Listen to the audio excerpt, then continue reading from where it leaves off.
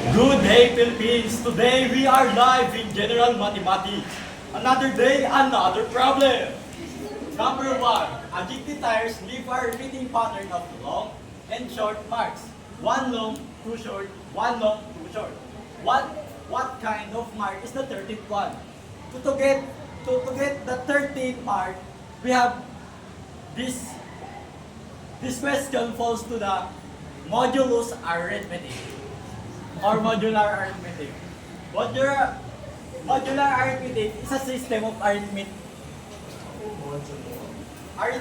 in integers where the numbers wrap around on a certain value that called modulus.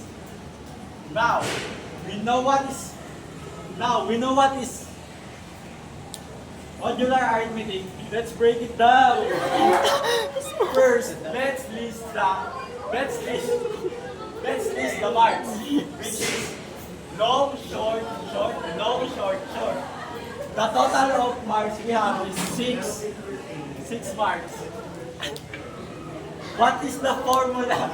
What is the formula for the modular arithmetic? The formula is A mod B, or let's say division, A divided by B equal remainder. Yung quotient, tatanggalin na lang natin siya mamaya. Hindi naman kasi siya kailangan eh. So, sinulat ko ang, minalatak na yung 13, kaya nilagay ko ang 13 dito sa dividend. So, dinivide natin siya by 6. Ilan ang 6 sa 13? 2, di ba? So, may remainder tayong 1. Tatanggalin natin yung 2 at matitira ang 1. So, ano ang first mark? Ang first mark ay long. Kaya ang 13 mark is long. Next, second question. A local flower grows with the petals in this pattern. 3 petals, 5 petals, 7 petals. How many petals will the 6th flower have? So, hindi naman sinabi dito kung anong specific na color ng petal. Kaya, mahuhulog ito sa arithmetic sequence.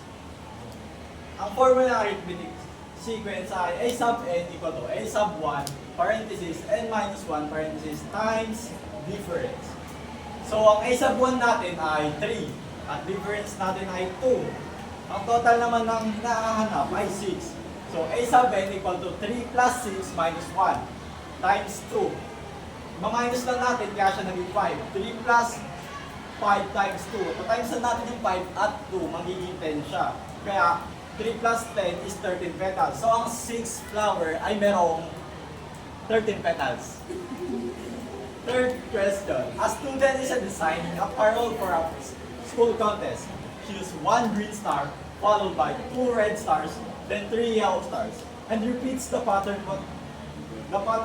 What color is the 12th star?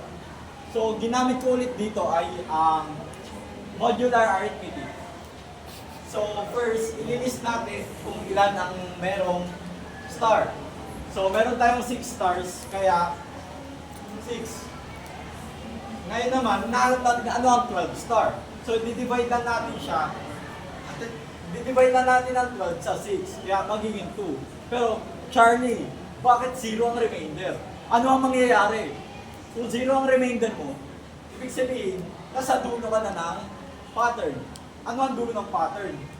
Which is, ang dulo ng pattern ay 6. So, ang 6 ay yellow. So, ano ang sagot natin sa 12 star? Ang sagot natin sa 3rd star ay yellow. That's all for today. Thank you.